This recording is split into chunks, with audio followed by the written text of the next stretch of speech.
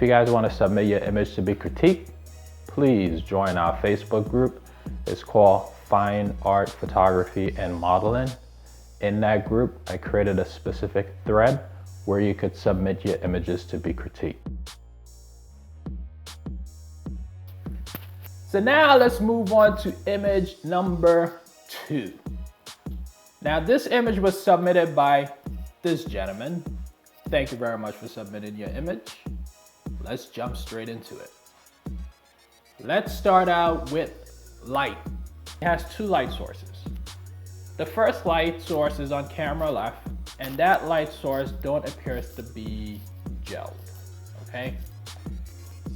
Then it appears you also have another light source on camera right, and that light source appears to be gelled, and that light source is hitting her back.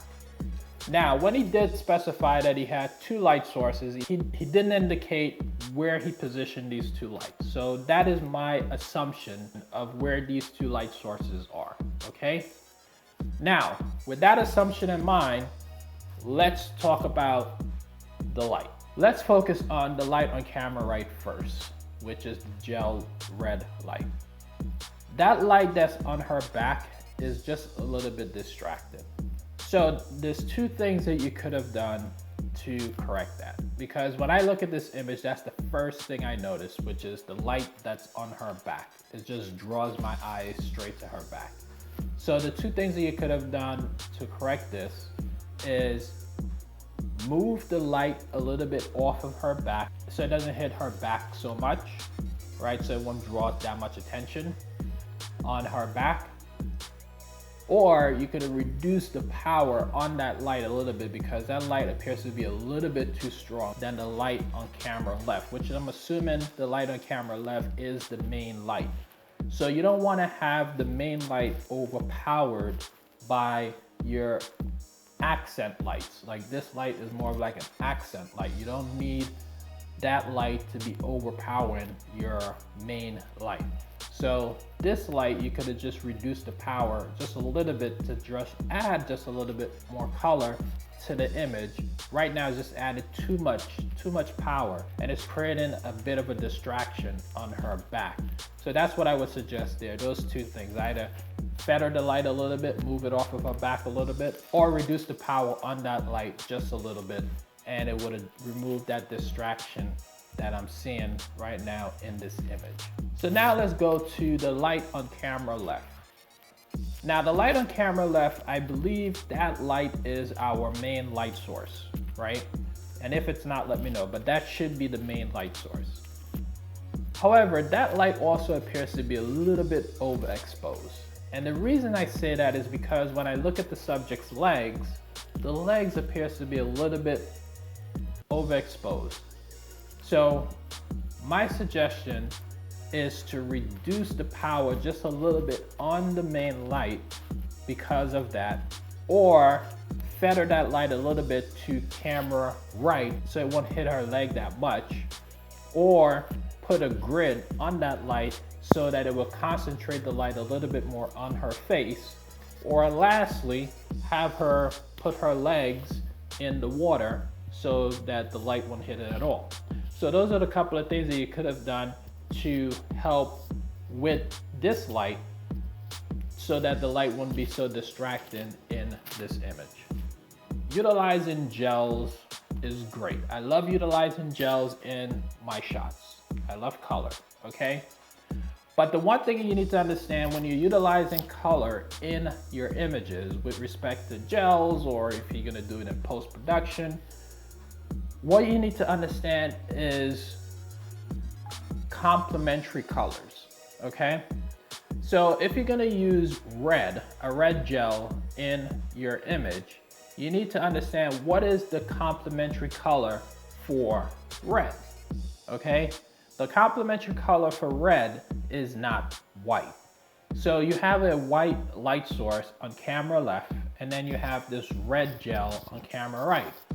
Those 2 light sources, or those 2 colors, don't go together, right? So what you need is the complementary color for red.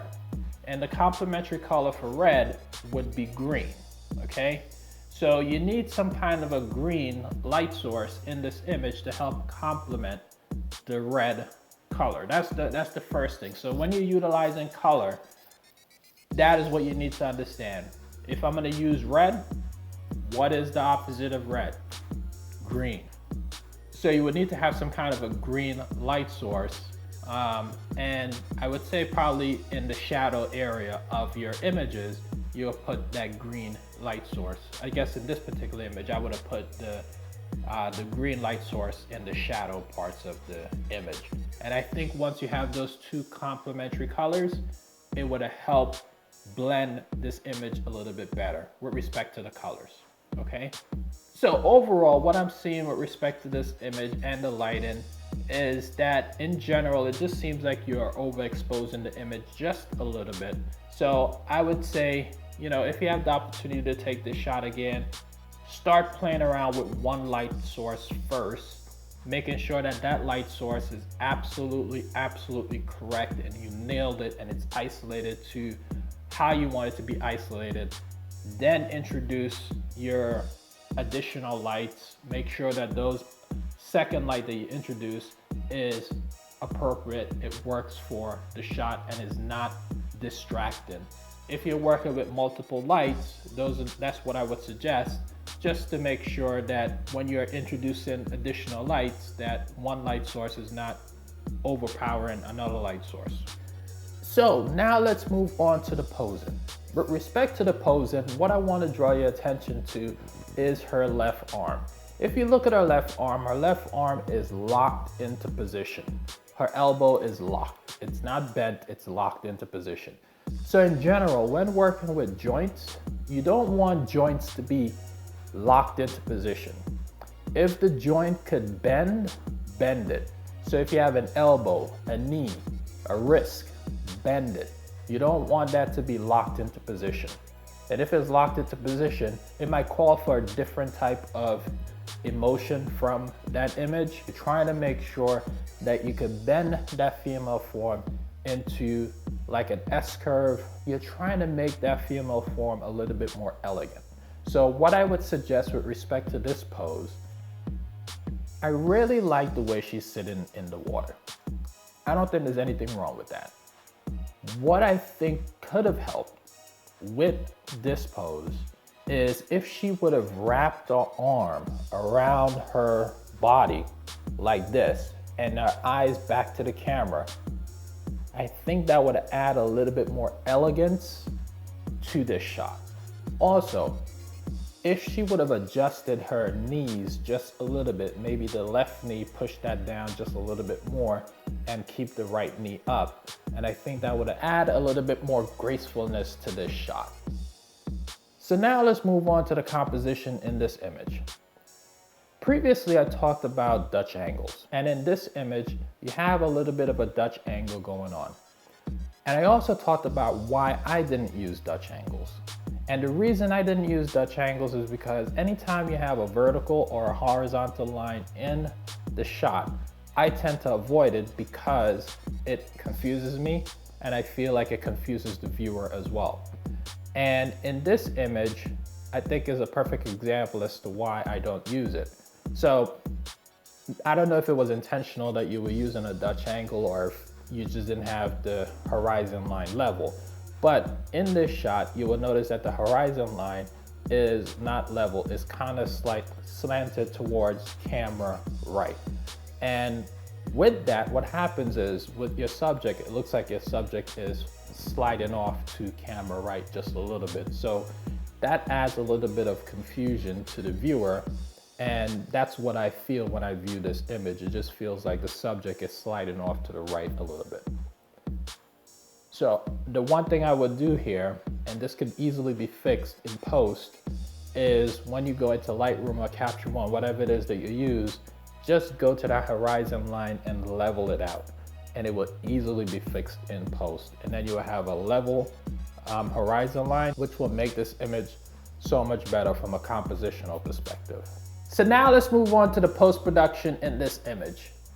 From a post-production perspective, there's a couple of things that I would like to adjust, and I think is mostly around the lighting. With the light, there's a significant amount of light spread on the water. What I would do in post, and I do this a lot with a lot of my images, and that is add just a little bit of a vignette to this image, which would help reduce that light spread on the water just a little bit. In addition, to help with the overexposure on the subject, like on her back and on her legs, I would just pull back the highlights just a little bit in post, and also drop the exposure just a tad in post as well. So another thing that I would say with respect to the post-production, and this goes back to the complementary colors, is to add just a little bit of green to the shadows. Like I said before, green is the complementary color for red. So that will help blend the color palette just a little bit more in this image if you add green to the shadows.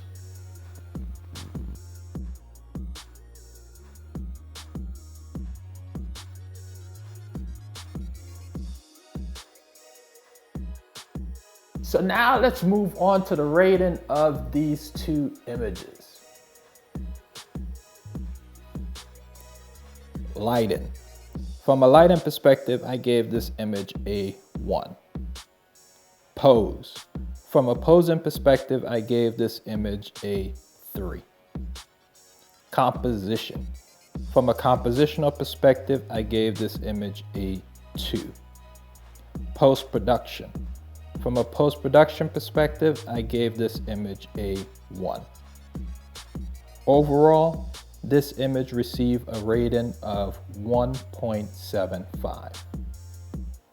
All right, let's move on to image number 2.